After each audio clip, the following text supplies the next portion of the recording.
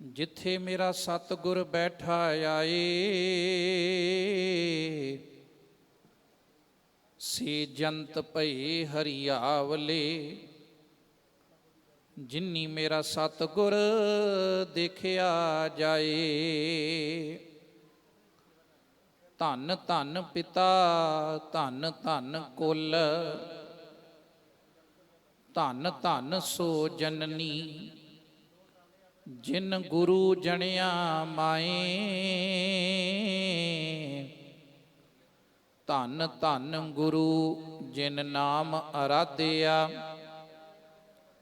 आप तरिया जिन्नी डिठा, तिन्ना लए छड़ाए।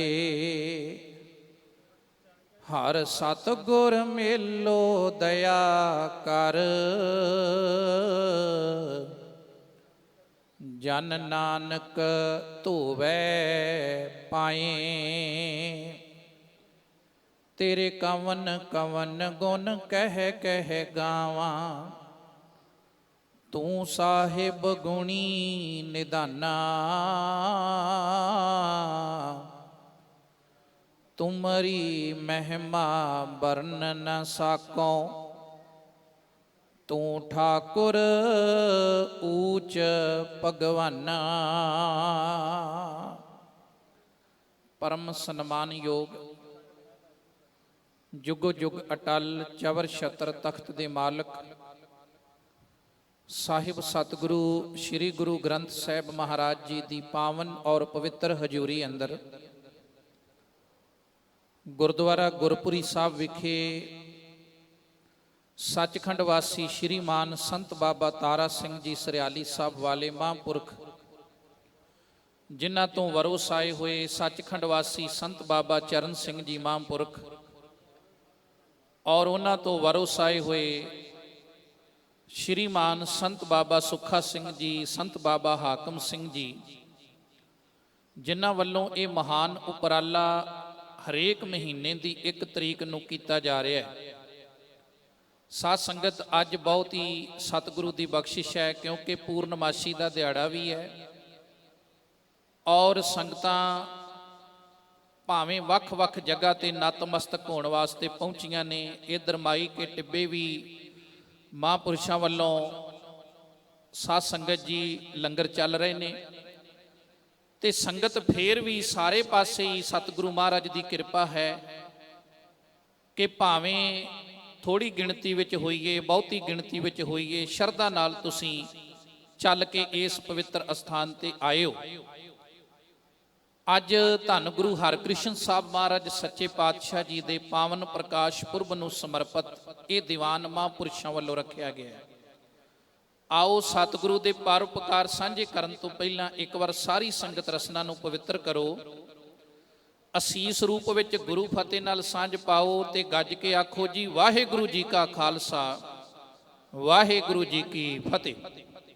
साध संगत गुरु हरराय साहब महाराज अते धन माता किशन कौर जी, जिन्हां दे ग्रह विखे 1656 ईस्वी नूं धन गुरु हरकृष्ण साहब जी का प्रकाश हुंदा है।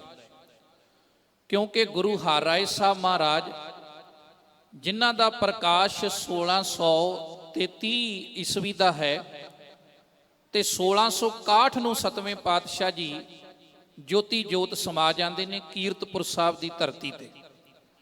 अपने इलाके विच एक पहला रवायत कही जाती सी कि जदों गुरु साहब दे ज्योति जोत समाउण की गल आवे ते 2 गुरु रावी, 2 गुरु ब्यास, 2 गुरु सतलुज, 2 गुरु जमुना ते 1 हजूर ते 1 खडूर, भाव कि रावी दे कंढे ते धन गुरु नानक साहब महाराज ते गुरु अर्जन देव पातशाह जी वो कर्मवार ज्योति जोत समाए जां शहीद होए गुरु अर्जन देव जी।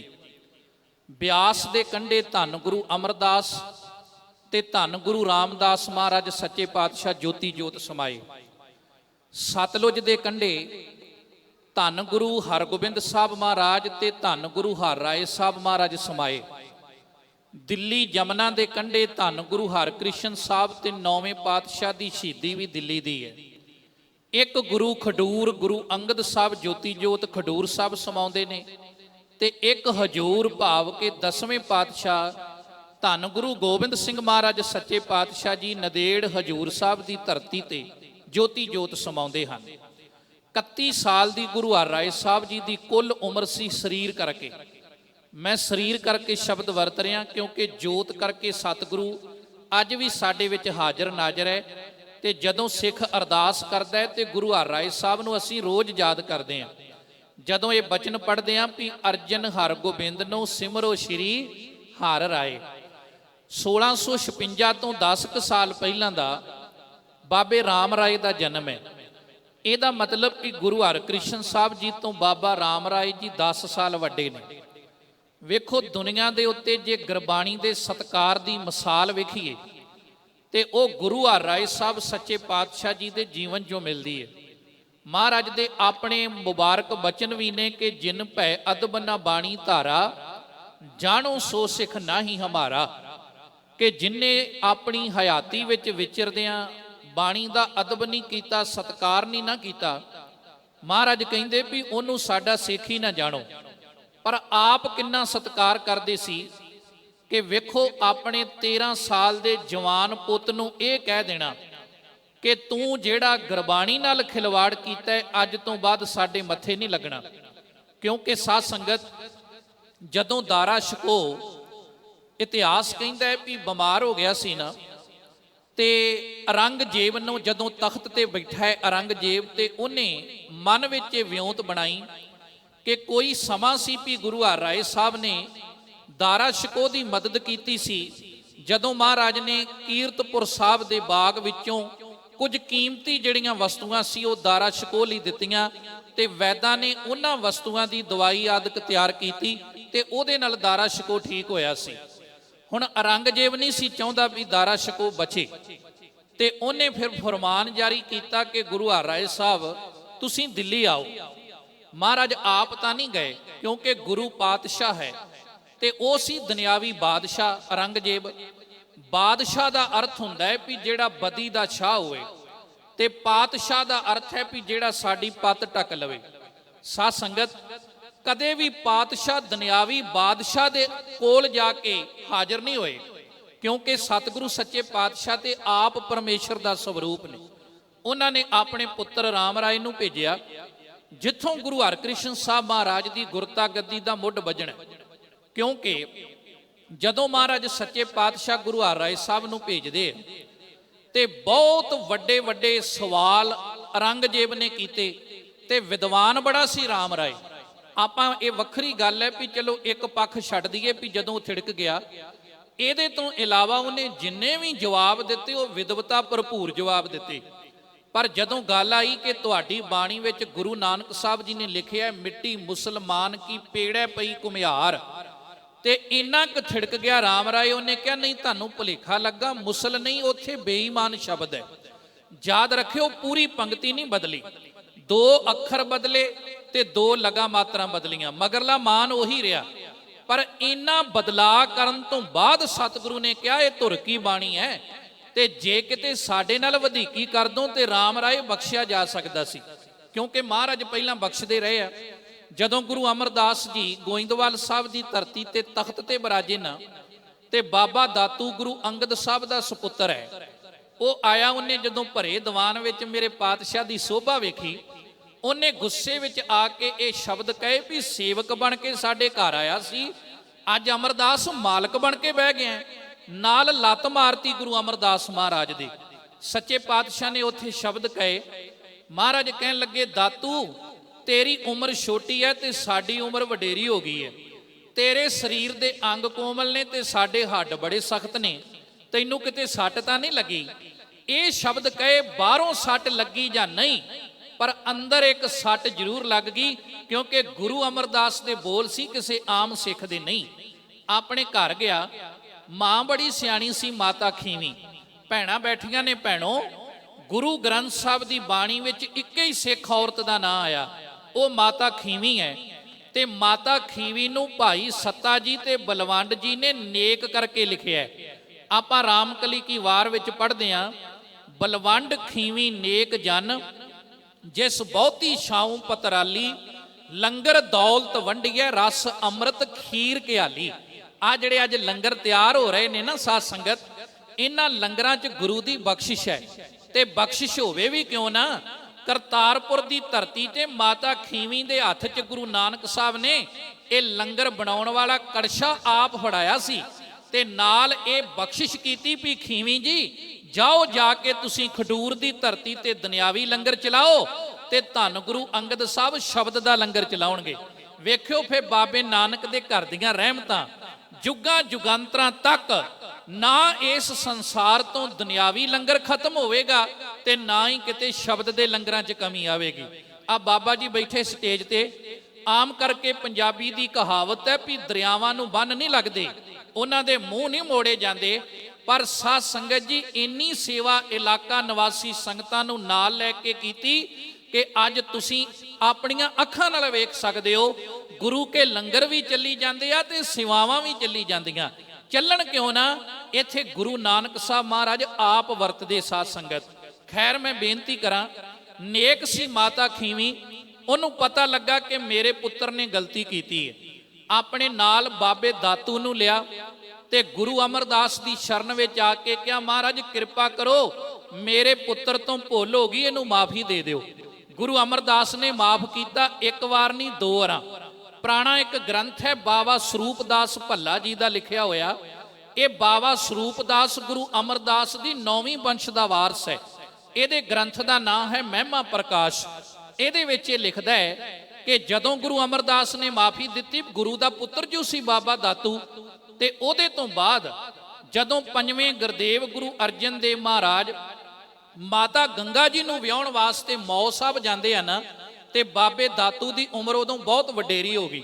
ਉਹਨੇ ਗੁਰੂ ਅਰਜਨ ਦੇਵ ਮਹਾਰਾਜ ਦੇ ਵਿੱਚੋਂ ਗੁਰੂ ਅਮਰਦਾਸ ਦਾ ਰੂਪ ਤੱਕਿਆ, ਚਰਨਾਂ ਤੇ ਡਿੱਗ ਪਿਆ, ਅੱਖਾਂ ਵਿੱਚ ਹੰਝੂ ਨੇ, ਤੇ ਬੇਨਤੀ ਕਰਕੇ ਕਹਿੰਦਾ, ਮਹਾਰਾਜ ਕਿਰਪਾ ਕਰੋ, ਮੇਰੇ ਤੋਂ ਬਹੁਤੀ ਵੱਡੀ ਭੁੱਲ ਹੋ ਗਈ ਵੀ ਮੈਂ ਗੁਰੂ ਅਮਰਦਾਸ ਦੇ ਲੱਤ ਮਾਰਤੀ ਸੀ।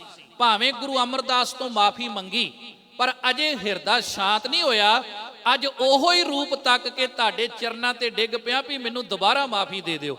ਗੁਰੂ ਅਰਜਨ ਦੇਵ ਨੇ ਚਰਨਾਂ ਤੋਂ ਚੁੱਕ ਕੇ ਗਲ ਨਾਲ ਲਾਇਆ, ਦਾਤੂ ਤੂੰ ਗੁਰੂ ਦਾ ਪੁੱਤਰ ਹੈ। ਮਹਾਰਾਜ ਨੇ ਮੁਆਫ ਕਰ ਦਿੱਤਾ।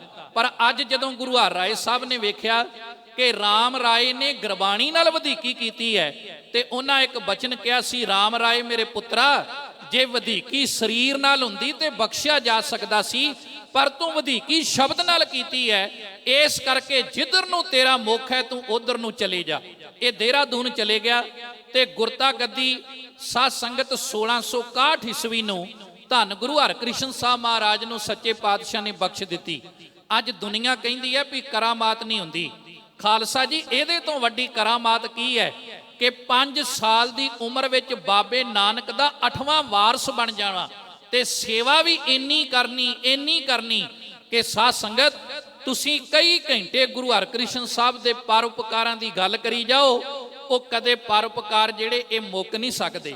ਜਦੋਂ ਪਾਤਸ਼ਾਹ ਗੁਰਤਾ ਗੱਦੀ ਤੇ ਬਿਰਾਜਮਾਨ ਹੋਏ ਨਾ, ਮਹਾਰਾਜ ਪਾਲਕੀ 'ਚ ਬੈਠੇ ਤੇ ਸਿੱਖ ਲੈ ਕੇ ਜਾ ਰਹੇ ਨੇ, ਤੇ ਕੁਝ ਵਿਰੋਧੀ ਲੋਕਾਂ ਨੇ ਇੱਕ ਕੋੜੀ ਨੂੰ ਗੁਰੂ ਹਰਕ੍ਰਿਸ਼ਨ ਸਾਹਿਬ ਦੀ ਪਾਲਕੀ ਦੇ ਨੇੜੇ ਜਾ ਕੇ ਖਿਲਾਰ ਦਿੱਤਾ, ਤੇ ਨਾਲ ਉਹਨਾਂ ਨੇ ਕਿਹਾ, ਜੇ ਗੁਰੂ ਹਰਕ੍ਰਿਸ਼ਨ ਸਾਹਿਬ ਦੇ ਅੰਦਰ ਬਾਬੇ ਨਾਨਕ ਵਾਲੀ ਜੋਤ ਹੋਵੇਗੀ ਨਾ, ਤੇ ਇਹ ਗੁਰੂ ਹਰਕ੍ਰਿਸ਼ਨ ਸਾਹਿਬ ਕੋੜੀ ਦਾ ਕੋੜ ਠੀਕ ਕਰਕੇ ਵਿਖਾਉਣ। ਹੁਣ ਵੇਖੋ, ਇਹ ਕੋਈ ਮਹਾਰਾਜ ਲਈ ਨਵੀਂ ਗੱਲ ਨਹੀਂ ਸੀ, ਕਿਉਂਕਿ ਗੁਰੂ ਅਮਰਦਾਸ ਨੇ ਭਾਈ ਪ੍ਰੇਮੇ ਕੋੜੀ ਦਾ ਕੋੜ ਦੂਰ ਕੀਤਾ ਗੋਇੰਦਵਾਲ ਸਾਹਿਬ। ਗੁਰੂ ਅਰਜਨ ਦੇਵ ਜੀ ਨੇ ਕੋੜੀ ਘਰ ਬਣਾਇਆ ਤਰਨਤਾਰਨ ਸਾਹਿਬ। ਇਹਦਾ ਮਤਲਬ ਵੀ ਅਨੇਕਾਂ ਕੋੜੀ ਗੁਰੂ ਦੇ ਘਰ ਆ ਕੇ ਠੀਕ ਹੋਏ, ਤੇ ਅੱਜ ਗੁਰੂ ਹਰਕ੍ਰਿਸ਼ਨ ਸਾਹਿਬ ਦੇ ਅੰਦਰ ਵੀ ਉਹੀ ਜੋਤ ਹੈ। ਸੱਚੇ ਪਾਤਸ਼ਾਹ ਮਹਾਰਾਜ ਉਹਨਾਂ ਨੇ ਇਹੋ ਜੀ ਕਿਰਪਾ ਕੀਤੀ ਵੀ ਰੁਮਾਲ ਫੇਰਿਆ ਉਸ ਕੋੜੀ ਦੇ ਸਰੀਰ ਤੇ ਸਾਧ ਸੰਗਤ ਉਹ ਜਿਹੜਾ ਕੋੜੀ ਸੀ ਉਹਦਾ ਕੋੜ ਦੂਰ ਹੋ ਗਿਆ। ਇਹਦੇ 'ਚ ਕੋਈ ਦੋਰਾਵਾ ਨਹੀਂ। ਸਤਿਗੁਰੂ ਦੇ ਘਰ ਵੈਦ ਵੀ ਵੱਡੇ ਸਨ, ਸਤਿਗੁਰੂ ਦੇ ਘਰ ਦਵਾ ਵੀ ਸੀ ਤੇ ਗੁਰੂ ਦੇ ਘਰ ਦੁਆ ਵੀ ਸੀ। ਤੇ ਜਦੋਂ ਦੁਆ ਨਾ ਕੰਮ ਆਵੇ ਫਿਰ ਦੁਆ ਕੰਮ ਆਉਂਦੀ ਹੈ, ਤੇ ਜੇ ਦੋਵੇਂ ਚੀਜ਼ਾਂ ਰਲ ਜਾਣ ਨਾ ਫੇਰ ਤੇ ਵਾਰੇ ਨਿਆਰੇ ਹੋ ਜਾਂਦੇ ਨੇ। ਜਦੋਂ ਕੋੜੀ ਨੂੰ ਠੀਕ ਕੀਤਾ ਨਾ, ਤੇ ਇਹ ਲੋਕ ਜਿਹੜੇ ਬੜੇ ਸ਼ਰਮਸਾਰ ਹੋਏ, ਕਿਉਂਕਿ ਗੁਰੂ ਨਾਨਕ ਸਾਹਿਬ ਦੇ ਘਰ ਨੇ ਇੱਕੋ ਗੱਲ ਕਹੀ ਹੈ ਕਿ ਸਰੀਰ ਦੇ ਕੋੜੀ ਤੋਂ ਨਫ਼ਰਤ ਕੋਈ ਨਹੀਂ, ਬੰਦਾ ਮਨ ਕਰਕੇ ਕੋੜੀ ਨਹੀਂ ਹੋਣਾ ਚਾਹੀਦਾ। ਪਹਿਲੇ ਜਾਮੇ 'ਚ ਗੁਰੂ ਨਾਨਕ ਸਾਹਿਬ ਪਿੰਡ ਦੀਪਾਲਪੁਰ ਕੰਗਨਾਪੁਰ ਗਏ, ਜਿਹੜਾ ਅੱਜ ਕੱਲ੍ਹ ਪਾਕਿਸਤਾਨ ਦੇ ਅੰਦਰ ਹੈ। ਇੱਕ ਘਰ ਦਾ ਦਰਵਾਜ਼ਾ ਖੜਕਾਇਆ ਵੀ ਮਾਈ ਬੂਹਾ ਖੋਲ, ਕੁਝ ਛਕਣ ਲਈ ਚਾਹੀਦਾ ਹੈ। ਉਹਨੇ ਆਵਾਜ਼ ਦੇ ਕੇ ਕਿਹਾ ਵੀ ਸਾਡਾ ਘਰ ਕੋਈ ਮੁਸਾਫਰਖਾਨਾ ਨਹੀਂ। ਅੱਗੇ ਗਏ ਭਾਈ ਮਰਦਾਨਾ ਤੇ ਗੁਰੂ ਨਾਨਕ ਸਾਹਿਬ, ਦਰਵਾਜ਼ਾ ਖੜਕਾਇਆ, ਆਵਾਜ਼ ਫੇਰ ਆਈ ਕਿ ਰੋਟੀ ਇੱਕ ਅੱਧੀ ਖਾਣੀ ਤੇ ਮਿਲ ਸਕਦੀ, ਰਹਿ ਨਹੀਂ ਸਕਦੇ। ਮਰਦਾਨਾ ਹੱਥ ਜੋੜ ਕੇ ਕਹਿੰਦਾ ਮਹਾਰਾਜ ਅੱਜ ਦੀ ਰਾਤ ਕਿੱਥੇ ਕੱਟਾਂਗੇ? ਹਜੂਰ ਕਹਿਣ ਲੱਗੇ ਵੀ ਪਿੰਡ ਤੋਂ ਬਾਹਰ ਉਹ ਝੌਂਪੜੀ ਦੇ ਵਿੱਚ ਇੱਕ ਦੀਵਾ ਜਗਦਾ ਪਿਆ। ਜਦੋਂ ਚਾਨਣ ਦੀ ਲੋ ਵੇਖੀ ਨਾ, ਮਹਾਰਾਜ ਨੇ ਝੌਂਪੜੀ ਦੇ ਬਾਹਰ ਜਾ ਕੇ ਮਰਦਾਨੇ ਨੂੰ ਕਿਹਾ ਵੀ ਆਵਾਜ਼ ਦੇ। ਮਰਦਾਨੇ ਨੇ ਆਵਾਜ਼ ਦਿੱਤੀ, ਜਿਹੜੀ ਆਵਾਜ਼ ਮਹਿਲਾਂ ਚੋਂ ਆਉਂਦੀ ਸੀ ਉਹੀ ਆਵਾਜ਼ ਅੱਜ ਝੌਂਪੜੀ ਚੋਂ ਆਈ। ਤੇ ਮਰਦਾਨਾ ਹੱਥ ਜੋੜ ਕੇ ਕਹਿੰਦਾ ਬਾਬਾ ਮਹਿਲਾਂ ਵਾਲਿਆਂ ਨੂੰ ਤੇ ਹੰਕਾਰ ਹੋ ਸਕਦਾ ਹੈ, ਇਹ ਝੁੱਗੀ ਵਾਲਾ ਬੰਦਾ ਕਾਹਦਾ ਹੰਕਾਰ ਪਾਲ ਕੇ ਬੈਠਾ ਹੈ? ਸਤਿਗੁਰੂ ਨੇ ਫਿਰ ਐਰਕੀ ਆਪ ਆਵਾਜ਼ ਮਾਰ ਕੇ ਕਿਹਾ ਉਹ ਭਾਈ ਆਪਣੀ ਝੁੱਗੀ ਦਾ ਬੂਹਾ ਖੋਲ, ਤੇਰੀ ਇਸ ਝੌਂਪੜੀ 'ਚ ਰਾਤ ਰਹਿਣਾ ਹੈ। ਉਹਨੇ ਕਿਹਾ, ਕਹਿੰਦਾ ਮਹਾਰਾਜ ਬੂਹਾ ਤੇ ਖੋਲਦੇ ਆ ਪਰ ਮੇਰੇ ਕੋਲ ਤੁਸੀਂ ਰੋਕ ਨਹੀਂ ਸਕੋਗੇ। ਹਜੂਰ ਕਹਿੰਦੇ ਕਿਉਂ? ਕਹਿੰਦਾ ਮਹਾਰਾਜ ਮੈਂ ਕੋਹੜੀ ਆ ਤੇ ਕੋਹੜ ਦਾ ਰੋਗ ਲਾ ਇਲਾਜ ਮੰਨਿਆ ਜਾਂਦਾ ਹੈ ਤੇ ਪਿੰਡ ਵਾਲਿਆਂ ਨੇ ਛੂਤ ਦਾ ਰੋਗ ਹੋਣ ਕਰਕੇ ਮੈਨੂੰ ਪਿੰਡੋਂ ਬਾਹਰ ਕੱਢ ਦਿੱਤਾ ਹੈ। ਸੱਚੇ ਪਾਤਸ਼ਾਹ ਮਹਾਰਾਜ ਕਹਿਣ ਲੱਗੇ ਕਿ ਦੇਖ ਗੁਰੂ ਨਾਨਕ ਸਾਹਿਬ ਜੀ ਨੂੰ ਸਰੀਰ ਦੇ ਕੋਹੜੀ ਤੋਂ ਕੋਈ ਨਫ਼ਰਤ ਨਹੀਂ, ਬੰਦਾ ਮਨ ਦਾ ਕੋਹੜੀ ਨਹੀਂ ਹੋਣਾ ਚਾਹੀਦਾ। ਹੱਥ ਜੋੜ ਕੇ ਕਹਿੰਦਾ ਮਹਾਰਾਜ ਮਨ ਕਰਕੇ ਕੋਹੜੀ ਕੌਣ? ਫਿਰ ਸਾਹਿਬ ਨੇ ਉੱਥੇ ਸ਼ਬਦ ਉਚਾਰਿਆ, ਧਨਾਸਰੀ ਮਹੱਲਾ ਪਹਿਲਾ, ਜਿਉ ਤਪਤ ਹੈ ਬਾਰੋ ਬਾਰ, ਤਪ ਤਪ ਖਪੈ ਬਹੁਤ ਬੇਕਾਰ, ਜੈ ਤਨ ਬਾਣੀ ਵਿਸਰ ਜਾਏ, ਜਿਉ ਪੱਕਾ ਰੋਗੀ ਵਿਲ ਲਾਏ। ਮਹਾਰਾਜ ਕਹਿੰਦੇ ਜਿਹਦੇ ਜਿਉਂਦਿਆਂ ਜੀ ਹਿਰਦੇ ਚੋਂ ਗੁਰੂ ਦੀ ਬਾਣੀ ਵਿਸਰ ਜਾਵੇ ਨਾ, ਮਹਾਰਾਜ ਕਹਿੰਦੇ ਜਿੰਨੇ ਕਦੇ ਸੰਗਤ ਨਹੀਂ ਕੀਤੀ, ਸੇਵਾ ਨਹੀਂ ਕੀਤੀ, ਕਿਤੇ ਗੁਰੂ ਘਰ ਹੀ ਨਹੀਂ ਆਇਆ, ਕਿਸੇ ਦੀ ਮਦਦ ਕਰਕੇ ਨਹੀਂ ਵੇਖੀ, ਮਹਾਰਾਜ ਕਹਿੰਦੇ ਉਹ ਬੰਦਾ ਮਨ ਕਰਕੇ ਕੋਹੜੀ ਹੈ। ਉਹ ਇਦਾਂ ਵਿਲਕਦਾ ਰਹਿੰਦਾ ਵਕਾਰਾਂ 'ਚ ਪੈ ਕੇ ਜਿਵੇਂ ਕੋਈ ਰੋਗੀ ਵਿਲਕਦਾ ਹੋਵੇ। ਫਿਰ ਸਾਧ ਸੰਗਤ ਆ ਤੀਸਰੇ ਜਾਮੇ 'ਚ ਗੁਰੂ ਅਮਰਦਾਸ ਨੇ ਕਿਰਪਾ ਕੀਤੀ ਕਿ ਪ੍ਰੇਮੇ ਕੋਹੜੀ ਦਾ ਇਸ਼ਨਾਨ ਕਰਾਇਆ, ਬੌਲੀ ਸਾਹਿਬ 'ਚੋਂ ਗਾਗਰਾਂ ਮੰਗਾਈਆਂ, ਲਾਲੂ ਨਾਂ ਦਾ ਵੈਦ ਉਹਦੀ ਡਿਊਟੀ ਲਾਈ। ਸਤਿਗੁਰੂ ਮਹਾਰਾਜ ਨੇ ਪ੍ਰੇਮੇ ਕੋਹੜੀ ਨੂੰ ਠੀਕ ਕਰਕੇ ਇੱਕ ਦਿਨ ਸੰਗਤ ਦੇ ਵਿੱਚ ਇਹ ਸ਼ਬਦ ਕਹੇ, ਭਾਈ ਕੋਈ ਸਿੱਖ ਉੱਠੇ ਜਿਹੜਾ ਆਪਣੀ ਕੰਨਿਆ ਦਾ ਰਿਸ਼ਤਾ ਪ੍ਰੇਮੇ ਨੂੰ ਕਰੇ। ਉੱਠਿਆ ਖਡੂਰ ਸਾਹਿਬ ਦਾ ਸਿੱਖ ਭਾਈ ਸ਼ੀਹਾਂ ਉੱਪਲ, ਭਾਈ ਗੁਰਦਾਸ ਨੇ ਇਹਨਾਂ ਦਾ ਜ਼ਿਕਰ ਕੀਤਾ ਹੈ ਕਿ ਸ਼ੀਹਾਂ ਉੱਪਲ ਜਾਣੀਆਂ ਗੱਜਣ ਉੱਪਲ ਸਤਿਗੁਰ ਭਾਵੈ। ਉੱਠ ਕੇ ਕਹਿੰਦਾ ਮਹਾਰਾਜ ਮੇਰੀ ਧੀ ਬੀਬੀ ਮੱਥੋ ਦਾ ਰਿਸ਼ਤਾ ਮੈਂ ਤੁਹਾਡੇ ਕਹਿਣ ਤੇ ਭਾਈ ਪ੍ਰੇਮੇ ਨਾਲ ਕਰਨ ਨੂੰ ਤਿਆਰ ਹਾਂ। ਮਹਾਰਾਜ ਨੇ ਪਹਿਲਾ ਅੰਤਰਜਾਤੀ ਵਿਆਹ ਗੋਇੰਦਵਾਲ ਦੀ ਧਰਤੀ ਤੇ ਭਾਈ ਪ੍ਰੇਮੇ ਦਾ ਤੇ ਬੀਬੀ ਮੱਥੋ ਦਾ ਕੀਤਾ। ਤੇ ਮਹਾਰਾਜ ਵੇਖੋ ਕਿੱਡੇ ਬੇਅੰਤ ਨੇ। ਸਤਿਗੁਰੂ ਜੀ ਕਹਿਣ ਲੱਗੇ ਕਿ ਜੇ ਤੇਰੀ ਧੀ ਦਾ ਨਾਮ ਮੱਥੋ ਹੈ ਨਾ, ਇਹ ਵੀ ਅੱਜ ਤੋਂ ਬਾਅਦ ਪ੍ਰੇਮਾ ਨਹੀਂ ਹੋਵੇਗਾ, ਇਹ ਗੁਰੂ ਨਾਨਕ ਦੇ ਘਰ ਦਾ ਮੁਰਾਰੀ ਬਣ ਕੇ ਸੇਵਾ ਕਰੇਗਾ। ਪਤਾ ਨਾਂ ਕਿਉਂ ਬਦਲਿਆ? ਕਿ ਲੋਕ ਉਹਨੂੰ ਪ੍ਰੇਮੇ ਦੇ ਨਾਲ ਕੋਹੜੀ ਕਹਿ ਕੇ ਪੁਕਾਰਨ ਲੱਗ ਪਏ ਸੀ। ਤੇ ਸਤਿਗੁਰੂ ਨੇ ਕਿਹਾ ਸਤਿਗੁਰ ਕਹਿ ਜਨਮੇ ਗਵਨ ਵਟਾਇਆ। ਮਹਾਰਾਜ ਕਹਿਣ ਲੱਗੇ ਕਿ ਲੋਕ ਇਹਨੂੰ ਕੋਹੜੀ ਕਹਿਣਗੇ, ਸਤਿਗੁਰੂ ਨੇ ਕਿਹਾ ਇਹ ਅੱਜ ਤੋਂ ਬਾਅਦ ਮੁਰਾਰੀ ਬਣ ਕੇ ਸੇਵਾ ਕਰੇਗਾ। ਜਿਹਨੂੰ ਦੁਨੀਆ ਨੇ ਕੋਹੜੀ ਕਿਹਾ ਨਾ, ਸਤਿਗੁਰੂ ਨੇ ਉਹਨੂੰ ਇੱਕ ਮੰਜੀ ਬਖਸ਼ੀ ਫੇ ਪ੍ਰਚਾਰ ਦੀ, ਤੇ ਦੋਵਾਂ ਜੀਆਂ ਦੀ ਇਹ ਸਾਂਝੀ ਮੰਜੀ ਸੀ। ਇਹਨਾਂ ਨੇ ਸਿੱਖੀ ਦਾ ਪ੍ਰਚਾਰ ਕੀਤਾ ਫੇ ਬਹੁਤ ਦੂਰ ਦੂਰ ਤੱਕ ਜਾ ਕੇ। ਅੱਜ ਗੁਰੂ ਹਰਕ੍ਰਿਸ਼ਨ ਸਾਹਿਬ ਨੇ ਕੋਹੜੀ ਦਾ ਕੋੜ ਠੀਕ ਕੀਤਾ। ਮਹਾਰਾਜ ਚਲਦਿਆਂ ਚਲਦਿਆਂ ਰੋਪੜ ਦੀ ਧਰਤੀ ਤੇ ਗਏ ਤੇ ਇਤਿਹਾਸ ਕਹਿੰਦਾ ਇੱਥੋਂ ਦਾ ਇੱਕ ਰਾਜਾ ਸੀ, ਰਾਜਾ ਰਾਮ, ਇਹਦਾ ਨਾਂ ਰਾਜਾ ਰਾਮ ਸੀ। ਇਹਨੇ ਪਾਪ ਬਹੁਤ ਕੀਤਾ। ਪਾਪ ਕੀ ਸੀ? ਜਿਵੇਂ ਆ ਪਿੱਛੇ ਜੇ ਨਹੀਂ ਆਪਾਂ ਵੇਂਦੇ ਰਹੇ, ਅੱਜ ਵੀ ਭਾਵੇਂ ਸਾਇੰਸ ਦਾ ਯੁੱਗ ਹੈ, ਦੁਨੀਆ ਪੜ੍ਹ ਲਿਖ ਗਈ, ਪਰ ਆਪਾਂ ਵੇਖਦੇ ਆ ਵੀ ਅਜੇ ਵੀ ਗੁਪਤ ਰੂਪ ਵਿੱਚ ਕਿਤੇ ਨਾ ਕਿਤੇ ਧੀਆਂ ਨੂੰ ਜੰਮਣ ਤੋਂ ਪਹਿਲਾਂ ਮਾਰ ਦਿੱਤਾ ਜਾਂਦਾ ਕੁੱਖ ਦੇ ਅੰਦਰ। ਇਹਨੇ ਜੰਮਣ ਤੋਂ ਬਾਅਦ 3 ਧੀਆਂ ਮਾਰੀਆਂ ਤੇ ਸਤਿਗੁਰੂ ਨੂੰ ਪਤਾ ਸੀ ਵੀ ਇਹਨੇ ਆਪਣੀਆਂ ਧੀਆਂ ਦਾ ਕਤਲ ਕੀਤਾ ਹੈ। ਸਾਧ ਸੰਗਤ ਲੋਕਾਂ ਨੇ ਆ ਕੇ ਜਦੋਂ ਰਾਜਾ ਰਾਮ ਨੂੰ ਦੱਸਿਆ ਕਿ ਗੁਰੂ ਹਰਕ੍ਰਿਸ਼ਨ ਸਾਹਿਬ ਰੋਪੜ ਆਏ ਆ, ਇਹਨੇ ਮਹਾਰਾਜ ਦੇ ਸਿੱਖਾਂ ਨੂੰ ਕਿਹਾ ਵੀ ਮੈਂ ਗੁਰੂ ਹਰਕ੍ਰਿਸ਼ਨ ਸਾਹਿਬ ਨੂੰ ਮਿਲਣਾ ਚਾਹੁੰਦਾ। ਸਤਿਗੁਰੂ ਨੇ ਕਿਹਾ ਤੇਰੇ ਮੱਥੇ ਨਹੀਂ ਲੱਗਾਂਗੇ। ਇਹ ਦੁਹਾਈ ਪਾ ਕੇ ਕਹਿਣ ਲੱਗਾ ਮਹਾਰਾਜ ਮੇਰੇ ਤੋਂ ਕੀ ਪਾਪ ਹੋ ਗਿਆ?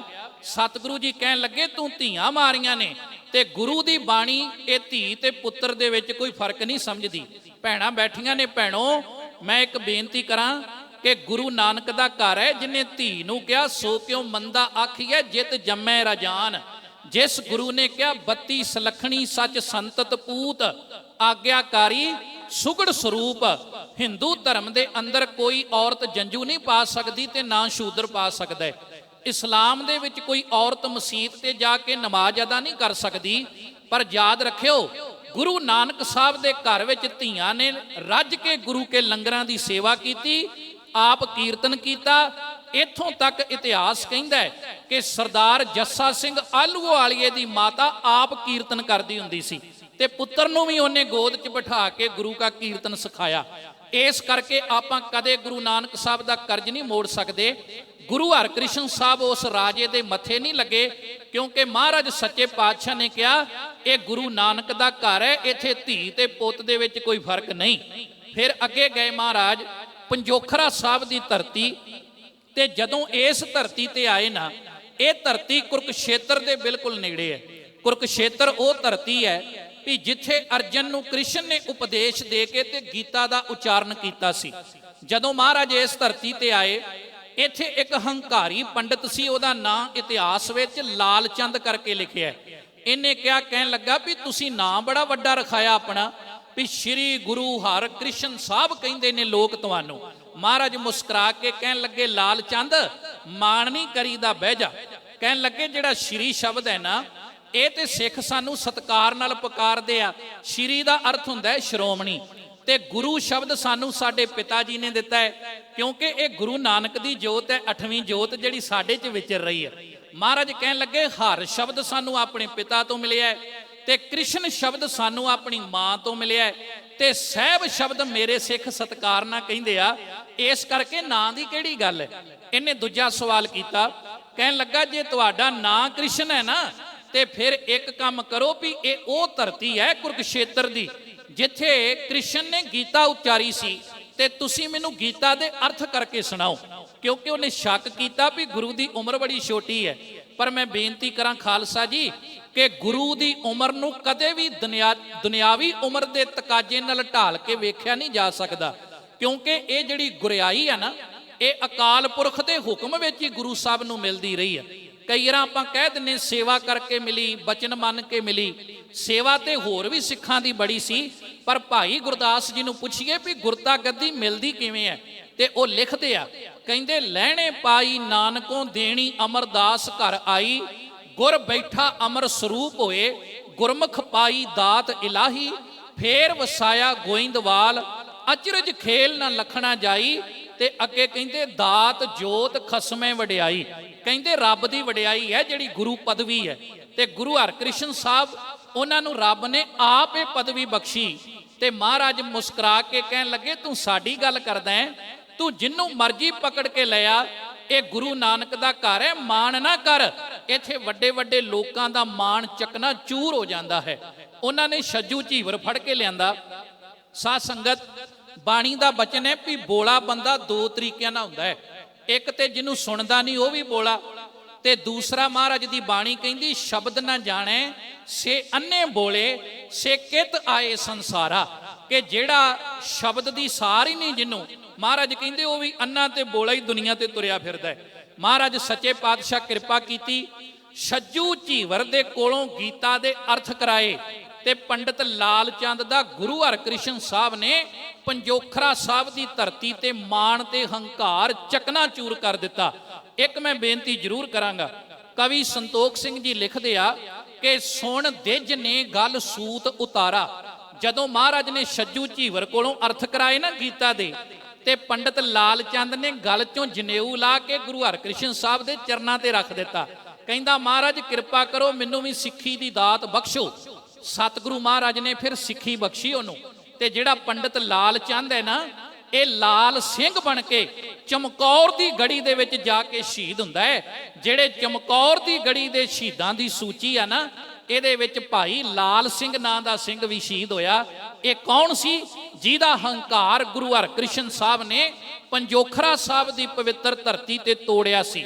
ਫੇਰ ਸਾਧ ਸੰਗਤ, ਮਹਾਰਾਜ ਸੱਚੇ ਪਾਤਸ਼ਾਹ ਨੇ ਕਿਰਪਾ ਕੀਤੀ, ਜਿਹੜਾ ਛੱਜੂ ਝੀਵਰ ਸੀ ਨਾ, ਇਹਦੀ ਅੱਗੋਂ ਬੰਸ ਦੇ ਵਿੱਚੋਂ ਹੀ ਪਿਆਰੇ ਭਾਈ ਹਿੰਮਤ ਸਿੰਘ ਜੀ ਹੋਏ, ਜਿਨ੍ਹਾਂ ਨੇ ਆਪਣਾ ਸੀਸ ਭੇਟਾ ਗੁਰੂ ਗੋਬਿੰਦ ਸਿੰਘ ਮਹਾਰਾਜ ਨੂੰ ਸ਼੍ਰੀ ਅਨੰਦਪੁਰ ਸਾਹਿਬ ਦੀ ਧਰਤੀ ਤੇ ਕੀਤਾ ਸੀ। ਅੱਜ ਮਹਾਰਾਜ ਦੀ ਅਸਵਾਰੀ ਦਿੱਲੀ ਨੂੰ ਗਈ। ਦਿੱਲੀ ਦੀ ਧਰਤੀ ਤੇ ਚੇਚਕ ਦਾ ਰੋਗ ਫੈਲਿਆ ਹੋਇਆ ਹੈ। ਸਾਧ ਸੰਗਤ ਲੋਕ ਡਰਦੇ ਨੇ, ਪਰ ਮਹਾਰਾਜ ਆਪ ਗਏ, ਆਪਣੇ ਨਾਲ ਵੈਦ ਖੜੇ ਤੇ ਸਤਿਗੁਰੂ ਨੇ ਲੋਕਾਂ ਨੂੰ ਕਿਹਾ ਡਰੋ ਨਾ, ਬੰਦਾ ਬਿਮਾਰੀ ਕਰਕੇ ਨਹੀਂ ਮਰਦਾ। ਜਦੋਂ ਬੰਦੇ ਦੇ ਅੰਦਰ ਡਰ ਬਹਿ ਜਾਵੇ ਤੇ ਫਿਰ ਉਹਨੂੰ ਬਚਾ ਕੋਈ ਨਹੀਂ ਸਕਦਾ। ਲੋਕਾਂ ਬੂਹੇ ਬੰਦ ਕਰ ਲਏ ਸੀ, ਪਰ ਮਹਾਰਾਜ ਨੇ ਉਸ ਧਰਤੀ ਤੇ ਜਾ ਕੇ ਸੱਚ ਦਾ ਪ੍ਰਚਾਰ ਕੀਤਾ। ਸਾਧ ਸੰਗਤ ਧੁੰਮਾਂ ਪੈ ਗਈਆਂ ਗੁਰੂ ਹਰਕ੍ਰਿਸ਼ਨ ਸਾਹਿਬ ਦੀਆਂ ਦਿੱਲੀ ਦੀ ਧਰਤੀ ਤੇ। ਔਰੰਗਜ਼ੇਬ ਆਇਆ, ਉਹਦੇ ਮਨ ਵਿੱਚ ਇਹ ਖਿਆਲ ਆਇਆ ਕਿ ਮੈਂ ਗੁਰੂ ਹਰਕ੍ਰਿਸ਼ਨ ਸਾਹਿਬ ਨਾਲ ਮੁਲਾਕਾਤ ਕਰਾਂ, ਕਿਉਂਕਿ ਗੁਰੂ ਹਰ ਰਾਏ ਸਾਹਿਬ ਮਹਾਰਾਜ ਸੱਚੇ ਪਾਤਸ਼ਾਹ ਨੂੰ ਉਹ ਬੁਲਾਉਂਦਾ ਰਿਹਾ, ਪਰ ਮਹਾਰਾਜ ਉਹਦੇ ਮੱਥੇ ਨਹੀਂ ਲੱਗੇ। ਇਧਰ ਸਤਵੇਂ ਪਾਤਸ਼ਾਹ ਨੇ ਗੁਰੂ ਹਰਕ੍ਰਿਸ਼ਨ ਸਾਹਿਬ ਨੂੰ ਕਿਹਾ ਸੀ ਕਿ ਨੈ ਮਲੇਸ਼ ਕੋ ਦਰਸ਼ਨ ਦੇ ਹੈ, ਕੁਝ ਵੀ ਹੋਵੇ ਮੇਰੇ ਪੁੱਤਰਾ, ਤੂੰ ਕਦੇ ਵੀ ਔਰੰਗਜ਼ੇਬ ਦੇ ਮੱਥੇ ਨਹੀਂ ਲੱਗਣਾ, ਨਾ ਉਹਨੂੰ ਵੇਖਣਾ ਤੇ ਨਾ ਉਹਨੂੰ ਤੂੰ ਦਰਸ਼ਨ ਦੇਣੇ। ਸਾਧ ਸੰਗਤ ਰਾਜਾ ਜੈ ਸਿੰਘ ਦੇ ਬੰਗਲੇ ਵਿੱਚ ਮਹਾਰਾਜ ਨੇ ਡੇਰਾ ਕੀਤਾ। ਜਦੋਂ ਪਤਾ ਲੱਗਾ ਔਰੰਗਜ਼ੇਬ ਨੂੰ ਵੀ ਮਹਾਰਾਜ ਨਹੀਂ ਆ ਰਹੇ, ਉਹ ਆਪ ਆ ਗਿਆ। ਬੰਗਲੇ ਦੇ ਬਾਹਰ ਖੜ ਕੇ ਉਹਨੇ ਕਿਹਾ ਮਹਾਰਾਜ ਜੇ ਮੈਨੂੰ ਦਰਸ਼ਨ ਨਹੀਂ ਨਾ ਦੇਣੇ ਤੇ ਘੱਟੋ ਘੱਟ ਮੈਨੂੰ ਲਿਖ ਕੇ ਕੋਈ ਸਬਕ ਦੇ ਦਿਓ। ਸਤਿਗੁਰੂ ਗੁਰੂ ਹਰਕ੍ਰਿਸ਼ਨ ਸਾਹਿਬ ਨੇ ਕਾਗਜ਼ ਮੰਗਾਇਆ, ਕਲਮ ਮੰਗਾਈ ਤੇ ਮਹਾਰਾਜ ਬਾਬੇ ਨਾਨਕ ਦੀ ਬਾਣੀ ਦਾ ਇੱਕ ਬਚਨ ਲਿਖਿਆ, ਕਿਆ ਖਾਦੇ ਕਿਆ ਪੈਂਦੇ ਹੋਏ, ਜਾਂ ਮਨ ਨਾਹੀ ਸੱਚਾ ਸੋਏ, ਕਿਆ ਮੇਵਾ ਕਿਆ ਘਿਓ ਗੁੜ ਮਿੱਠਾ, ਕਿਆ ਮੈਦਾ ਕਿਆ ਮਾਸ, ਕਿਆ ਲਸਕਰ ਕਿਆ ਨੇਬ ਖਵਾਸੀ, ਆਵੇ ਮਹਿਲੀ ਵਾਸ। ਸਾਰਾ ਸ਼ਬਦ ਲਿਖ ਕੇ ਮਹਾਰਾਜ ਨੇ ਖੀਰ ਤੇ ਲਿਖਿਆ, ਨਾਨਕ ਸੱਚੇ ਨਾਮ ਵਿਣ ਸਭੇ ਟੋਲ ਵਿਨਾਸ਼। ਇਹਦਾ ਅਰਥ ਇਹ ਸੀ ਵੀ ਕੀ ਹੋਇਆ ਜੇ ਬੰਦਾ ਖਾਂਦਾ ਚੰਗਾ ਹੈ, ਪਹਿਨਦਾ ਚੰਗਾ ਹੈ, ਉਹਦੇ ਛਕਣ ਲਈ ਘਿਓ ਹੈ, ਗਿਰੀਆਂ ਹਨ, ਬਦਾਮ ਹਨ, ਸਭ ਕੁਝ ਹੈ। ਜਿੱਥੇ ਉਹ ਰਹਿੰਦਾ ਹੈ ਉਹਦੀ ਸੇਜ ਚੰਗੀ ਹੈ, ਉਹਦੇ ਮਹਿਲ ਚੰਗੇ ਨੇ। ਪਰ ਮਹਾਰਾਜ ਕਹਿੰਦੇ ਇੱਕ ਗੱਲ ਯਾਦ ਰੱਖੀ, ਇੰਨਾ ਕੁਝ ਹੋਣ ਦੇ ਬਾਵਜੂਦ ਜੇ ਬੰਦੇ ਦੀ ਜ਼ਿੰਦਗੀ ਵਿੱਚ ਰੱਬ ਦਾ ਨਾਮ ਨਹੀਂ, ਗੁਰੂ ਦੀ ਬਾਣੀ ਨਹੀਂ, ਗੁਰੂ ਦਾ ਸਿਧਾਂਤ ਨਹੀਂ ਨਾ, ਤੇ ਨਾਨਕ ਸੱਚੇ ਨਾਮ ਵਿਣ ਸਭੇ ਟੋਲ ਵਿਨਾਸ਼। ਸਾਧ ਸੰਗਤ ਕੁਝ ਲੋਕਾਂ ਨੇ ਮਹਾਰਾਜ ਦੀ ਪ੍ਰੀਖਿਆ ਲੈਣੀ ਚਾਹੀ। ਵੈਸੇ ਮੈਂ ਕਹਿੰਦਾ ਵੀ ਉਹ ਵੀ ਜਿਹੜੇ ਲੋਕ ਨੇ ਉਹਨਾਂ ਦੇ ਮਾੜੇ ਭਾਗ ਵੀ ਕੋਈ ਕਦੇ ਗੁਰੂ ਦੀ ਵੀ ਪ੍ਰੀਖਿਆ ਲੈਂਦਾ ਹੈ। ਹੁਣ ਰਾਜਾ ਜੈ ਸਿੰਘ ਦੀ ਰਾਣੀ, ਇਤਿਹਾਸ ਕਹਿੰਦਾ ਵੀ ਉਹਨੂੰ ਗੋਲੀ ਵਾਲੇ ਕੱਪੜੇ ਪਾਏ ਤੇ ਜਿਹੜੀ ਗੋਲੀ ਸੀ ਉਹਨੂੰ ਰਾਣੀ ਵਾਲੇ ਕੱਪੜੇ ਪਾ ਦਿੱਤੇ, ਵੀ ਮਹਾਰਾਜ ਪਛਾਣਨ ਵੀ ਗੋਲੀ ਕੌਣ ਹੈ ਤੇ ਰਾਣੀ ਕੌਣ ਹੈ। ਉਮਰ ਜੋ ਛੋਟੀ ਸੀ, ਪਰ ਮੈਂ ਵਾਰ-ਵਾਰ ਬੇਨਤੀ ਕਰ ਰਿਹਾ, ਉਮਰ ਦਾ ਤਕਾਜ਼ਾ ਨਹੀਂ, ਬਾਬੇ ਨਾਨਕ ਦੇ ਘਰ ਦੇ ਅੰਦਰ ਸਾਧ ਸੰਗਤ ਬਜ਼ੁਰਗੀ ਅਕਲ ਕਰਕੇ ਹੈ, ਨਾ ਕਿ ਉਮਰ ਦੇ ਕਰਕੇ ਹੈ। ਜਦੋਂ ਮਹਾਰਾਜ ਗਏ ਨਾ ਰਾਜਾ ਜੈ ਸਿੰਘ ਦੇ ਬੰਗਲੇ ਦੇ ਅੰਦਰ, ਤੇ ਜਦੋਂ ਵੇਖਿਆ ਮਹਾਰਾਜ ਨੇ ਗੋਲੀ ਨੂੰ, ਤੇ ਉਹਨੂੰ ਪਿਆਰ ਨਾਲ ਬਚਨ ਕਹੇ, ਕਹਿਣ ਲੱਗੇ ਤੂੰ ਹੈ ਤਾਂ ਗੋਲੀ ਪਰ ਦਿਲ ਦੀ ਰਾਣੀ। ਇਹ ਸ਼ਬਦ ਮਹਾਰਾਜ ਨੇ ਵਰਤੇ ਦਿੱਲੀ ਦੀ ਧਰਤੀ ਤੇ। ਕਹਿਣ ਲੱਗੇ ਵੀ ਤੂੰ ਹੈ ਤਾਂ ਗੋਲੀ ਪਰ ਦਿਲ ਦੀ ਰਾਣੀ। ਤੇ ਜਦੋਂ ਰਾਣੀ ਦੇ ਕੋਲ ਜਾ ਕੇ ਬੈਠੇ ਨਾ, ਉਹਨੂੰ ਕਹਿਣ ਲੱਗੇ ਤੂੰ ਹੈ ਤਾਂ ਰਾਣੀ ਪਰ ਰਹੀ ਗੋਲੀ ਦੀ ਗੋਲੀ। ਇਹ ਬੜੀ ਵੱਡੀ ਟਕੋਰ ਸੀ ਜਿਹੜੀ ਗੁਰੂ ਹਰਕ੍ਰਿਸ਼ਨ ਸਾਹਿਬ ਨੇ ਮਾਰੀ। ਉਹਨਾਂ ਦੇ ਕਹਿਣ ਦਾ ਮਤਲਬ ਸੀ ਕਿ ਬੰਦਾ ਪਹਿਰਾਵਾ ਕਿਵੇਂ ਦਾ ਵੀ ਪਾਵੇ, ਜੇ ਅੰਦਰ ਸਚਾਈ ਨਹੀਂ, ਅੰਦਰ ਸੱਚ ਨਹੀਂ, ਤੇ ਯਾਦ ਕਰਕੇ ਇਹ ਸ਼ਬਦ ਸਾਧ ਸੰਗਤ ਮੈਂ ਮਾਫੀ ਮੰਗ ਕੇ ਕਹਿਣਾ, ਫਿਰ ਗੁਰੂ ਦੀ ਵਡਿਆਈ ਤੇ ਗੁਰੂ ਦੀ ਖੁਸ਼ੀ ਪ੍ਰਸੰਨਤਾ ਨਹੀਂ ਕਦੇ ਮਿਲ ਸਕਦੀ। ਇਸ ਕਰਕੇ ਮਹਾਰਾਜ ਕਹਿੰਦੇ ਆਪਣੇ ਦਾਮਨ ਨੂੰ ਸਾਫ਼ ਕਰਕੇ ਚੱਲੋ। ਸਤਿਗੁਰੂ ਮਹਾਰਾਜ 8 ਸਾਲ ਦੀ ਉਮਰ ਵਿੱਚ ਛੋਟੀ ਅਵਸਥਾ ਵਿੱਚ ਦਿੱਲੀ ਦੀ ਧਰਤੀ ਤੇ ਆਪ ਜੋਤੀ ਜੋਤ ਸਮਾਏ, ਤੇ ਅੰਤਮ ਸਮੇਂ ਬਚਨ ਕਹੇ ਬਾਬਾ ਬੱਸੇ ਗ੍ਰਾਮ ਬਕਾਲੇ, ਕਿ ਅਗਲਾ ਗੁਰੂ ਉਹ ਬਾਬੇ ਬਕਾਲੇ ਦੀ ਧਰਤੀ ਤੇ ਪ੍ਰਗਟ ਹੋਵੇਗਾ। ਸਾਧ ਸੰਗਤ ਧੰਨ ਗੁਰੂ ਹਰਕ੍ਰਿਸ਼ਨ ਸਾਹਿਬ ਮਹਾਰਾਜ, ਸਮਾਂ ਕੇਵਲ 3 ਸਾਲ ਦਾ ਮਹਾਰਾਜ ਦੇ ਕੋਲ, ਪਰ ਉਸ ਵੇਲੇ ਸਤਿਗੁਰੂ ਨੇ ਵੱਡੇ ਵੱਡੇ ਪੰਡਤਾਂ ਦੇ ਹੰਕਾਰ ਤੋੜੇ, ਵੱਡੇ ਵੱਡੇ ਰਾਜੇ ਮਹਾਰਾਜਿਆਂ ਨੂੰ ਗੁਰਬਾਣੀ ਦਾ ਉਪਦੇਸ਼ ਦ੍ਰਿੜ ਕਰਾਇਆ। ਤੇ ਸਾਧ ਸੰਗਤ ਹਿੰਦ ਹਕੂਮਤ ਉਸ ਵੇਲੇ ਏਸ਼ੀਆ ਦੀ 1 ਨੰਬਰ ਹਕੂਮਤ ਸੀ, ਪਰ ਸਤਿਗੁਰੂ ਮਹਾਰਾਜ ਔਰੰਗਜ਼ੇਬ ਨੂੰ ਵੀ ਉਪਦੇਸ਼ ਦਿੰਦੇ ਪਏ ਆ ਕਿ ਤੂੰ ਜ਼ੁਲਮ ਤੋਂ ਤੌਬਾ ਕਰ, ਸਚਾਈ ਵਾਲੇ ਬੰਨੇ ਆ, ਨਹੀਂ ਮੱਥੇ ਲੱਗੇ ਮਹਾਰਾਜ ਸੱਚੇ ਪਾਤਸ਼ਾਹ ਦੇ। ਤੇ ਆਪਣੇ ਪਿਤਾ ਜੀ ਦਾ ਹੁਕਮ ਸਾਰੀ ਉਮਰ ਉਹਨਾਂ ਨੇ ਮੰਨਿਆ।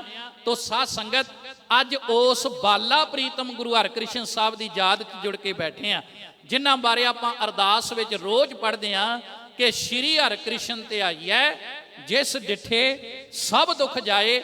ਜੇ ਗੁਰੂ ਹਰਕ੍ਰਿਸ਼ਨ ਸਾਹਿਬ ਦੀ ਕਰਾਮਾਤ ਵੇਖਣੀ ਹੈ ਨਾ, ਅੱਜ ਵੀ ਤੁਸੀਂ ਪੰਜੋਖਰਾ ਸਾਹਿਬ ਜਾਓ, ਪਤਾ ਨਹੀਂ ਕਿੰਨੇ ਕੁ ਚਾਂਸ ਵਾਪਰੇ ਵੀ ਜਿਹੜੇ ਬੱਚੇ ਬੋਲਦੇ ਨਹੀਂ, ਗੂੰਗੇ ਆ, ਉਹ ਵੀ ਪੰਜੋਖਰਾ ਸਾਹਿਬ ਦੇ ਦਰਸ਼ਨ ਕਰਕੇ ਬੋਲਣ ਲੱਗ ਪਏ। ਤੇ ਜਿਹੜੇ ਸਰੀਰ ਕਰਕੇ ਰੋਗੀ ਆ, ਉਹ ਬੰਗਲਾ ਸਾਹਿਬ ਦੇ ਦਰਸ਼ਨ ਦੀਦਾਰ ਕਰਕੇ ਉਹਨਾਂ ਦੇ ਸਰੀਰਾਂ ਨੂੰ ਵੀ ਗੁਰੂ ਸਾਹਿਬ ਨੇ ਤੰਦਰੁਸਤੀ ਬਖਸ਼ੀ। ਬਸ ਗੱਲ ਭਰੋਸੇ ਦੀ ਤੇ ਭਾਵਨਾ ਦੀ ਹੈ। ਆਪਣੇ ਮਾਲਕ ਤੇ ਭਰੋਸਾ ਰੱਖੀਏ ਤਾਂ ਹੀ ਸਾਡੇ ਪਾਤਸ਼ਾਹ ਦੇ ਮਨਾਏ ਹੋਏ ਪੁਰਬ ਸਫਲੇ ਹੋਣਗੇ। ਸੋ ਮੈਂ ਯਤਨ ਕੀਤਾ ਹੈ ਕਿ ਆਪਣੇ ਸਮੇਂ ਵਿੱਚ ਰਹਿ ਕੇ ਧੰਨ ਗੁਰੂ ਹਰਕ੍ਰਿਸ਼ਨ ਸਾਹਿਬ ਮਹਾਰਾਜ, ਉਹਨਾਂ ਦੇ ਚੋਜ, ਉਹਨਾਂ ਦੀ ਕਥਾ ਮੈਂ ਤੁਹਾਡੇ ਨਾਲ ਸਾਂਝੀ ਕਰ ਸਕਾਂ। ਤੁਸੀਂ ਬੜਾ ਪਿਆਰ ਤੇ ਸਤਿਕਾਰ ਦੇ ਨਾਲ ਬੈਠ ਕੇ 8ਵੇਂ ਪਾਤਸ਼ਾਹ ਬਾਲਾ ਪ੍ਰੀਤਮ ਗੁਰੂ ਹਰਕ੍ਰਿਸ਼ਨ ਸਾਹਿਬ ਜੀ ਦੀ ਕਥਾ ਸਰਵਣ ਕੀਤੀ ਹੈ। ਸਾਧ ਸੰਗਤ, ਸਤਿਗੁਰੂ ਮਹਾਰਾਜ ਕਿਰਪਾ ਕਰਨ। ਉਹਨਾਂ ਦੇ ਪਿਤਾ ਜੀ ਗੁਰੂ ਹਰ ਰਾਏ ਸਾਹਿਬ, ਜਿਨ੍ਹਾਂ ਨੇ ਉਪਦੇਸ਼ ਹੀ ਇਹ ਦਿੱਤਾ ਸੀ ਵੀ ਬਾਣੀ ਦਾ ਵੱਧ ਤੋਂ ਵੱਧ ਸਤਿਕਾਰ ਕਰੋ। ਅੱਜ ਵੀ ਨਿਗਾਹ ਮਾਰ ਕੇ ਵੇਖੋ, ਇਹ ਸਨਾਤਨ ਮਤ ਦੇ ਅੰਦਰ ਜਿੰਨਾ ਸਤਿਕਾਰ ਆਪਾਂ ਦੇਖਦੇ ਸ਼੍ਰੀ ਰਾਮ ਚੰਦਰ ਕ੍ਰਿਸ਼ਨ ਭਗਵਾਨ ਜੀ ਦਾ, ਉਹਨਾਂ ਗ੍ਰੰਥਾਂ ਦਾ ਨਹੀਂ। ਬਹੁਤਿਆਂ ਨੂੰ ਤੇ ਸਿਮਰਤੀਆਂ ਤੇ ਸ਼ਾਸਤਰਾਂ ਦੇ ਨਾਵਾਂ ਦਾ ਨਹੀਂ ਪਤਾ ਹੋਣਾ। ਇਸਲਾਮ ਦੇ ਅੰਦਰ ਜਿੰਨਾ ਸਤਿਕਾਰ ਪੈਗੰਬਰ ਮੁਹੰਮਦ ਸਾਹਿਬ ਦਾ, ਸ਼ਾਇਦ ਉਹਨਾਂ ਕੁਰਾਨ ਦਾ ਨਹੀਂ। ਈਸਾਈ ਮਤ ਦੇ ਅੰਦਰ ਜਿੰਨਾ ਸਤਿਕਾਰ ਹਜ਼ਰਤ ਈਸਾ ਜੀ ਦਾ, ਸ਼ਾਇਦ ਉਹਨਾਂ ਬਾਈਬਲ ਦਾ ਨਹੀਂ। ਕਿਉਂਕਿ ਉਹ ਬੁੱਕ ਵਾਂਗੂ ਆਪਣੇ ਟੇਬਲ ਦੇ ਬਾਕਸ ਵਿੱਚ ਚਰਚ ਵਿੱਚ ਰੱਖ ਦਿੰਦੇ, ਬਿਨਾਂ ਕਿਸੇ ਰੁਮਾਲ ਵਿੱਚ ਲਪੇਟਣ ਤੋਂ, ਤੇ ਉਦਾਂ ਹੀ ਪੜ੍ਹ ਕੇ ਤੇ ਫਿਰ ਵਾਪਸ ਰੱਖ ਕੇ ਆ ਜਾਂਦੇ ਨੇ। ਪਰ ਦੁਨੀਆ ਤੇ ਇੱਕੋ ਹੀ ਇੱਕ ਸਤਿਗੁਰੂ ਗੁਰੂ ਗ੍ਰੰਥ ਸਾਹਿਬ ਤੇ ਸਾਡੇ 10 ਪਾਤਸ਼ਾਹੀਆਂ ਨੇ ਆਪਣੇ ਤੋਂ ਵੱਧ ਸਤਿਕਾਰ ਬਾਣੀ ਦਾ ਕੀਤਾ ਤੇ ਸਾਨੂੰ ਕਰਨ ਲਈ ਕਿਹਾ। ਜੇ ਕੰਨਾਂ 'ਚ ਬੋਲ ਪਏ ਮਹਾਰਾਜ ਦੇ ਬਾਣੀ ਦੇ, ਇੱਕਦਮ ਪਲੰਗੇ ਤੋਂ ਉੱਠੇ। ਸਿੱਖਾਂ ਨੇ ਕਿਹਾ ਮਹਾਰਾਜ ਕਾਲੀ ਕਿਉਂ? ਤੇ ਪਾਤਸ਼ਾਹ ਨੇ ਕਿਹਾ ਬਾਣੀ ਗੁਰੂ ਪਹਿਲਾਂ ਹੈ ਤੇ ਅਸੀਂ ਗੁਰੂ ਬਾਅਦ ਵਿੱਚ ਆ। ਬਾਣੀ ਗੁਰੂ, ਗੁਰੂ ਹੈ ਬਾਣੀ, ਵਿੱਚ ਬਾਣੀ ਅੰਮ੍ਰਿਤ ਸਾਰੇ। ਗੁਰ ਬਾਣੀ ਕਹੇ ਸੇਵਕ ਜਨ ਮਾਨੈ, ਪ੍ਰਤੱਖ ਗੁਰੂ ਨਿਸਤਾਰੇ। ਸਤਿਗੁਰੂ ਮਹਾਰਾਜ ਕਿਰਪਾ ਕਰਨ। ਅੱਜ ਗੁਰੂ ਹਰਕ੍ਰਿਸ਼ਨ ਸਾਹਿਬ ਕਿਤੇ ਗਏ ਨਹੀਂ, ਉਹ ਗੁਰੂ ਗ੍ਰੰਥ ਸਾਹਿਬ 'ਚ ਬੈਠੇ ਹਨ। ਤੇ ਆਪਾਂ ਜਦੋਂ ਬਾਣੀ ਨੂੰ ਮੱਥਾ ਟੇਕਦੇ ਆਂ, ਆਪਣੇ ਪਾਤਸ਼ਾਹ ਨੂੰ ਵੀ ਨਾਲ ਨਮਸਕਾਰ ਕਰਦੇ ਆਂ। ਤੇ ਸਾਧ ਸੰਗਤ, ਰੱਜ ਕੇ ਆਪਣੇ ਗੁਰੂਆਂ ਦੀ ਵਡਿਆਈ ਕਰਿਆ ਕਰੀਏ, ਗੁਰੂਆਂ ਦੀ ਸਾਧ ਸੰਗਤ ਸਾਖੀ ਸੁਣਿਆ ਕਰੀਏ, ਇਤਿਹਾਸ ਸੁਣਿਆ ਕਰੀਏ, ਤਾਂ ਹੀ ਆਪਣਾ ਗੁਰੂ ਘਰ ਆਇਆ ਸਫਲਾ ਹੋਵੇਗਾ। ਮਹਾਂਪੁਰਸ਼ਾਂ ਦਾ ਇਹ ਬਹੁਤ ਵੱਡਾ ਉਪਰਾਲਾ ਹੈ ਕਿ ਹਰੇਕ 1 ਤਰੀਕ ਨੂੰ ਸਾਧ ਸੰਗਤ ਇਹਨਾਂ ਦਿਨ ਦਿਹਾੜਿਆਂ ਨੂੰ ਮਨਾਇਆ ਜਾਂਦਾ ਹੈ। ਹੁਣ ਵੇਖੋ ਆਪਣੇ ਇਲਾਕੇ 'ਚ ਨਿਗਾਹ ਮਾਰ ਕੇ, ਮੈਂ ਕਹਿੰਦਾ ਬੰਗਲਾ ਸਾਹਿਬ ਤੋਂ ਇਲਾਵਾ ਪੰਜਾਬ 'ਚ ਕਿੰਨੇ ਕੁ ਗੁਰਦੁਆਰੇ ਆ ਜਿੱਥੇ ਗੁਰੂ ਹਰਕ੍ਰਿਸ਼ਨ ਸਾਹਿਬ ਜੀ ਨੂੰ ਯਾਦ ਕੀਤਾ ਜਾਂਦਾ ਹੈ। ਇਹ ਮਹਾਂਪੁਰਸ਼ਾਂ ਬਹੁਤਾ ਵੱਡਾ ਉਪਰਾਲਾ ਕੀਤਾ। ਮੈਂ ਬਾਬਾ ਹਾਕਮ ਸਿੰਘ ਜੀ ਹਣਾ ਦਾ ਬਹੁਤ ਧੰਨਵਾਦੀ ਹਾਂ, ਔਰ ਸ਼੍ਰੀਮਾਨ ਸੰਤ ਬਾਬਾ ਸੁੱਖਾ ਸਿੰਘ ਜੀ ਜਿਹੜੇ ਆਪ ਹੱਥੀਂ ਬਹੁਤ ਵੱਡੀ ਸੇਵਾ ਕਰ ਰਹੇ ਨੇ। ਆ ਪਰਸੋਂ ਅਸੀਂ ਸ਼੍ਰੋਮਣੀ ਗੁਰਦੁਆਰਾ ਪ੍ਰਬੰਧਕ ਕਮੇਟੀ ਦੇ ਦਫ਼ਤਰ ਵਿੱਚ ਬੈਠੇ ਸੀ, ਉੱਥੇ ਵੀ ਇਸ ਸੰਪਰਦਾ ਦੀ ਗੱਲ ਵੱਡੇ ਪੱਧਰ ਤੇ ਚੱਲ ਰਹੀ ਸੀ ਕਿ ਸੱਚਮੁੱਚ ਹੀ ਜੇ ਕਿਤੇ ਸੇਵਾ ਦੇ ਵਿੱਚ ਤੇ ਪ੍ਰਚਾਰ ਦੇ ਵਿੱਚ ਕੋਈ ਮੋਹਰੀ ਹੈ ਤੇ ਇਹ ਸਰਿਆਲੀ ਸਾਹਿਬ ਸੰਪਰਦਾਇ, ਜਿਨ੍ਹਾਂ ਤੇ ਅਕਾਲ ਪੁਰਖ ਵਾਹਿਗੁਰੂ ਦੀ ਵੱਡੀ ਬਖਸ਼ਿਸ਼ ਹੈ। ਤੇ ਇਹ ਸਮਾਗਮਾਂ ਦੇ ਨਾਲ ਸੰਗਤ ਜੁੜਦੀ ਹੈ ਤੇ ਸੰਗਤਾਂ ਨੂੰ ਆਪਣੇ ਇਤਿਹਾਸ ਦਾ ਪਤਾ ਲੱਗਦਾ ਹੈ। ਸੋ ਸਾਰੀ ਸੰਗਤ ਦਾ ਬਹੁਤ ਬਹੁਤ ਧੰਨਵਾਦ। ਮਹਾਰਾਜ ਕਿਰਪਾ ਕਰਨ। ਮਾਨ ਸਨਮਾਨ ਲਈ ਬਾਬਾ ਜੀ ਦਾ ਬਹੁਤਾ ਧੰਨਵਾਦ। ਉਹ ਹਰ ਮਹੀਨੇ ਡਿਊਟੀ ਲਾ ਕੇ ਆਪ ਜੀ ਦੇ ਦਰਸ਼ਨ ਦੀਦਾਰ ਕਰਵਾ ਦਿੰਦੇ ਆ। ਅਕਾਲ ਗੁਰਬਾਣੀ ਚੈਨਲ ਵਾਲੇ ਵੀਰਾਂ ਦਾ ਵੀ ਬਹੁਤ ਬਹੁਤ ਧੰਨਵਾਦ। ਅਗਲਾ ਪ੍ਰੋਗਰਾਮ ਮੇਰੇ ਛੋਟੇ ਵੀਰ ਭਾਈ ਪ੍ਰਦੀਪ ਸਿੰਘ ਜੀ ਆਪ ਜੀ ਨੂੰ ਦੱਸਣਗੇ, ਕਿਉਂਕਿ ਭਾਈ ਮੰਗਤ ਸਿੰਘ ਜੀ ਝਾੜ ਸਾਹਿਬ ਵਾਲੇ, ਜਿਨ੍ਹਾਂ ਤੇ ਗੁਰੂ ਸਾਹਿਬ ਦੀ ਬਹੁਤ ਵੱਡੀ ਬਖਸ਼ਿਸ਼ ਆ। ਕਵਿਤਾ ਬਣਾਉਣੀ ਬੜੀ ਔਖੀ ਆ ਤੇ ਗਾ ਕੇ ਫਿਰ ਸੁਣਾਉਣੀ ਉਹਦੇ ਤੋਂ ਵੀ ਔਖੀ ਆ, ਪਰ ਇਹਨਾਂ ਤੇ ਗੁਰੂ ਮਹਾਰਾਜ ਦੀ ਬਖਸ਼ਿਸ਼ ਆ। ਇਹ ਸਿੱਧੀ ਕਵਿਤਾ ਪੜ੍ਹਦੇ ਆ ਤੇ ਨਾਲ ਹਾਰਮੋਨੀਅਮ ਤਬਲੇ ਦੇ ਨਾਲ ਤੇ ਬੜਾ ਰੰਗ ਵੱਜਦਾ ਹੈ, ਕੀਰਤਨ ਵੀ ਹੋ ਜਾਂਦਾ ਤੇ ਨਾਲ ਇਤਿਹਾਸ ਵੀ ਸਮਝ ਪੈ ਜਾਂਦੀ ਆ। ਤੋ ਸਤਿਗੁਰੂ ਮਹਾਰਾਜ ਕਿਰਪਾ ਕਰਨ, ਉਹਨਾਂ ਨੇ ਹਾਜ਼ਰੀ ਲਵਾਉਣੀ ਹੈ। ਇੱਥੇ ਹੀ ਮੈਂ ਆਪਣੇ ਸ਼ਬਦਾਂ ਨੂੰ ਵਿਸ਼ਰਾਮ ਦਿੰਦਾ ਹੋਇਆ ਫਤਿਹ ਬੁਲਾ ਰਿਹਾ। ਸਾਰੀ ਸੰਗਤ ਚੜ੍ਹਦੀ ਕਲਾ ਨਾਲ ਫਤਿਹ ਬੁਲਾਓ ਜੀ। ਵਾਹਿਗੁਰੂ ਜੀ ਕਾ ਖਾਲਸਾ, ਵਾਹਿਗੁਰੂ ਜੀ ਕੀ ਫਤਿਹ। ਬਹੁਤ ਬਹੁਤ ਧੰਨਵਾਦ। ਸਤਿਕਾਰਯੋਗ ਭਾਈ ਸਾਹਿਬ ਭਾਈ ਸਰਬਜੀਤ ਸਿੰਘ ਜੀ ਟੋਟੀਆਂ, ਜਿਨ੍ਹਾਂ ਨੇ ਆਪ ਗੁਰੂ ਕੀਆਂ ਸਿੱਖ ਸੰਗਤਾਂ ਦੇ ਸਨਮੁਖ ਹਾਜ਼ਰੀ ਭਰੀ ਔਰ ਮਹਾਂਪੁਰਖਾਂ ਨੇ